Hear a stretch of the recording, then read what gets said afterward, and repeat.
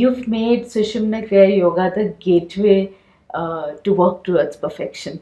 Yeah. No, so Definitely. through your practice, you have also that practice makes you look at yourself, because you're introspecting every night, and while you're meditating, you get so many insights into your own self, and you're backing it up with more learnings from scriptures, listening to them, applying it to your life. So Sushumna Kriya Yoga has almost become like a practical for the theory that you are reading Exactly. from. I mean, a theory never will give you Never any result. No wisdom comes. Yeah, and you feel like okay, it makes you feel like okay, you know everything but nothing. Actually, you might get ill-placed ahankar also. Yes, By knowing yes, the. definitely, definitely. Whenever, so as like I talk to like the people, like or like whenever I say too many eyes, I feel like I'm saying too many eyes. Like it's me showing up there. So actually not the content. So I feel that way, and so with so the all this knowledge when it unfolds you really feel like okay, this is how it's supposed to be. You should not do such things. So in Bhagavad Gita, Krishna Bhagavan says, Swadharma is more important. Swadharma means like I used to think Swadharma means okay, taking care of myself, taking care of like my family, and taking care of like whatever is needed for that home or like the work. And so I thought like that was Swadharma. No, that's not Swadharma. The real meaning of Swadharma is elevate yourself. So as compared to, so what I have come across the situations, like let's say I'm like the so we do meditation according to the Indian Standard Time, because ever since we went online through the COVID time, so we tried to meet up that time so that way we can be with everybody. So that happens to be Brahma Muhurta time is like for us is 6:30 p.m. So we sit down and as a family we do it, and so as we practice that, and at the same time, let's say we have some other function or something that I have to attend, and I look at it this way. So the important thing here is Swadharma. I need to elevate myself, right?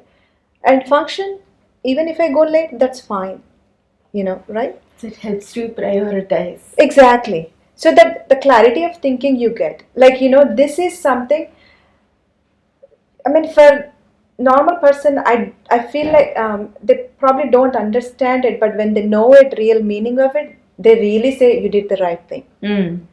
So that's how I feel like, if there is a moment that I need to, continue, focus. Like, in the Brahma Muhurta time, there are many people join, like 1,000 people join in the online meditation. And if I'm missing out, that means one less person, which I don't want to. You wanted to contribute to that. This is not I'm doing for myself, right? I'm doing it for the whole universe. So if I put myself for my what you call the swartha, then I'm not doing anything good. So if I put myself aside and do it for the universe, then that is much more important. So that's where the Swadharma. So Swadharma doesn't mean that you are taking doing care of your thing. Exactly the physical needs or anything. So this is the actual Swadharma. That's what I understood. So it's kind of hard to explain to other people. Once you experience it, you kind of see with your eyes that the gurus have guided you. Dharma this time is this. So that I'm just like telling you an example, but there are many more things, like for each moment of your life, for everything what you do, even when you're getting up in the morning, and as Amagaru said, for Guru Purnima, think of like your son, you came alone and you're going to leave alone. So, and I think, now I'm going to practice that. But at the same time, like when I wake up in the morning, I pray to the earth. Thank you for having me, bearing my exactly. So these things, I learned these, like some of the behavior, some of the things which I think is needed to be done.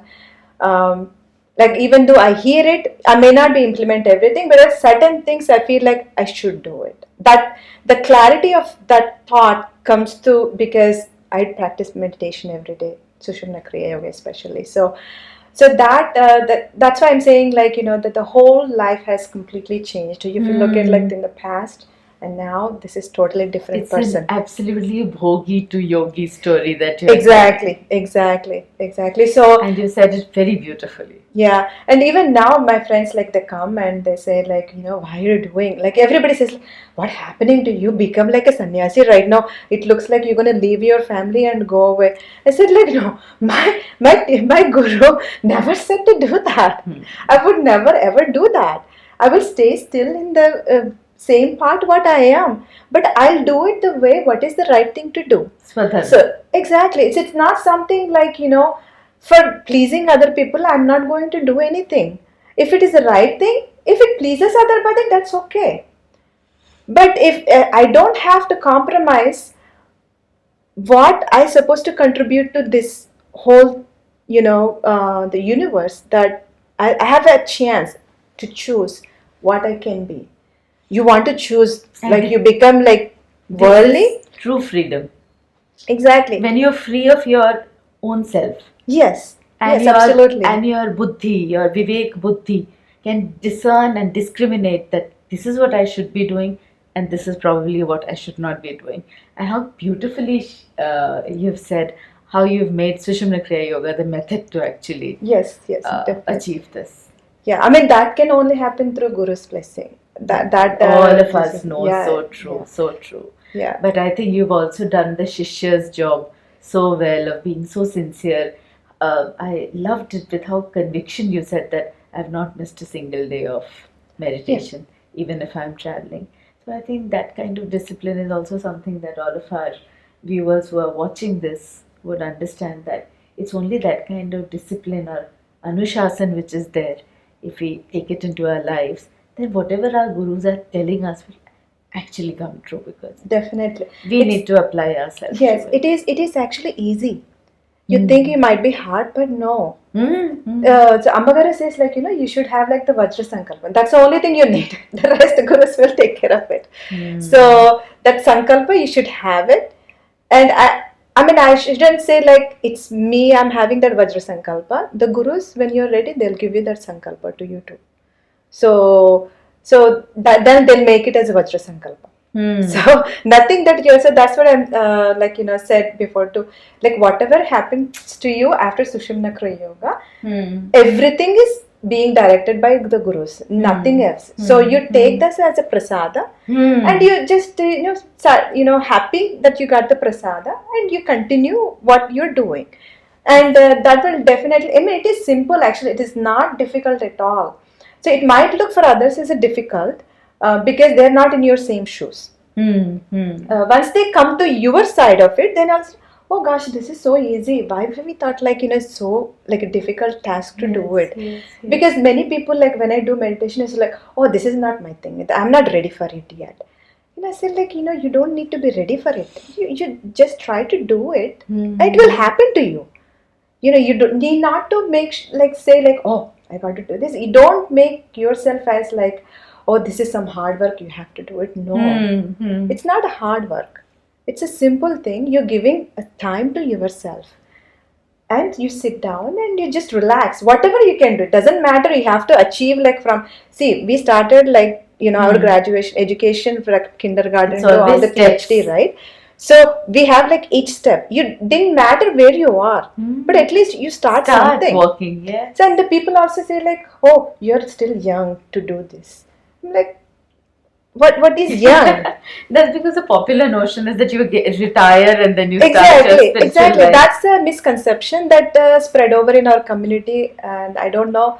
Fortunately, unfortunately, I don't know. For everything, there is a reason to it. So someday, I think today Amagaru said something perfect. The in this Guru Purnima, what she has left the message with just deals with this wrong notion that people have. She said that live, rejoice life, but live in the awareness that you've come alone. You're gonna live alone. Yeah, that is absolutely correct. So, and I feel like actually I started late. I should have done this even before, where I could even make myself a better person, my family a better place to live. So I feel like I actually came late. But then you remember you said everything has a reason. Right. Yes, yes, absolutely. I mean, because maybe that was the time that if it happened to me, I probably would have moved forward. Yeah, I'm sure if you just step back and see, probably your resolution is so strong because you've been on the other side and seen how futile it is. And that's why your resolution is so strong today. Otherwise, there will be many people who've spent 5 years and probably not been so disciplined, and they wouldn't have walked this much had their life not been that difficult and easy. So I think whatever the gurus choose for us is in their wisdom whatever is best for us, and all we can need to do is just walk our way to it. Yes.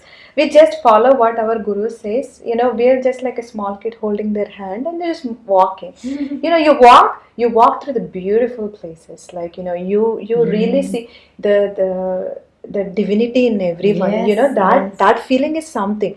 Ammagaru says, like, when just before the pandemic in Calcutta class, whenever you see a person, think good for them. Like, give them a health, energy and happiness and all that. In the beginning, I said, like, okay, let me try. Like, and especially during the COVID time, everybody's home. Like, I'm the only person going out, like, especially to the hospital.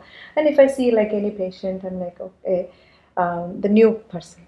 So, like, okay, let them give happiness and, all that, like what Amagaru said. Like, I think of inside. And even if I go to the crowded place, I think of that within me.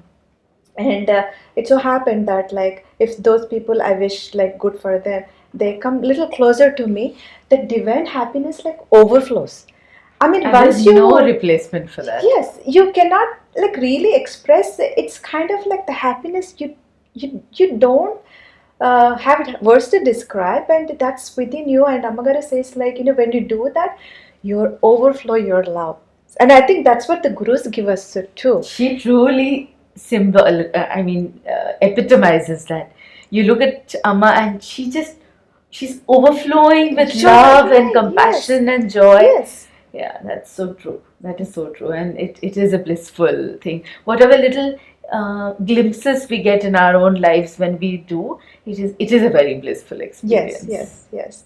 So those the simple things what our gurus ask us to do, like, they give us instructions, and I think I should say, like, the Parabrahma in the guru form is asking you to do that.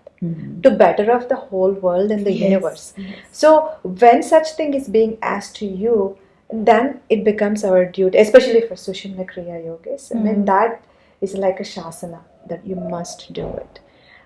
Even though I may not be successful in the beginning because I'm just started practicing it, right? But as I continue to do it, and I like, the same thing what I just mentioned, like, seeking good for everybody, and that kind of builds and builds. That the moment that I started, it gave me so much of happiness, like then the peace that it comes along with that thought. I said, like, wow, this is such a good feeling. I never done this like before. And that I continue to do it. Sometimes I may forget, but whenever I have a chance, I will just do that. In fact, in yoga philosophy, there's this whole concept called pratipaksha bhavana. That means your natural inclination is to feel envious, but you consciously replace it by saying that I'm happy in your happiness and I'm rejoicing your success. Exactly. You consciously do it till the time it becomes a part of you, and then you just become like that. And I think that is divinity. We've discovered the divinity in ourselves. And what you're saying is exactly. So I know the philosophy, but you're practicing it. I don't know much more like Sanskrit like language. No, but you spoke a lot. Like when you were speaking, it's almost like the Bhagavad Gita that you spoke about Nishkam Karma. You spoke about Prasad Buddhi. Then you spoke about Swadharma and realizing that the only Swadharma that all our Shastras have written, from the Ved to whatever we read today, is our job is only to realize our higher consciousness. Yes. And in that Swadharma, lies paradharma also. Yes. Because when you, it can only be achieved through seva and doing for others. When you do that, you're actually nourishing yourself. Yes. So you said so many beautiful things, Dr. Kalpana, today, which are all what is written in the Shastras. So I was just listening to you and just rejoicing listening to you. It's like a I'm a management author, so pardon me for saying this. It's like you read the theory book and then you have a case study. So your entire talk has been just like a case study of doing the right things. And you have actually utilized Sushumna Kriya Yoga as such a powerful tool. It is. It's absolutely. And yes, and you have, therefore, I think the gurus have been with you and led you on to your journey to only become better by the day. So I Yes. think that's a tremendous lesson Yes. for us to learn. Yes, yes. I mean, as I said, like, you can't just keep it as a theory. You have to implement. Yeah, exactly. You implement, you explore more. Yes. And I think that's the beauty about Sushumna Kriya Yoga. Even look at Amma doesn't tell us too many No. things. There's one simple thing she will tell you in which lies the whole truth of the universe. Oh, yes, yes. So that's what I'm saying. Like, we just follow the Ammagaru sayings. Exactly. And everything, all We the follow. impossible things will become possible.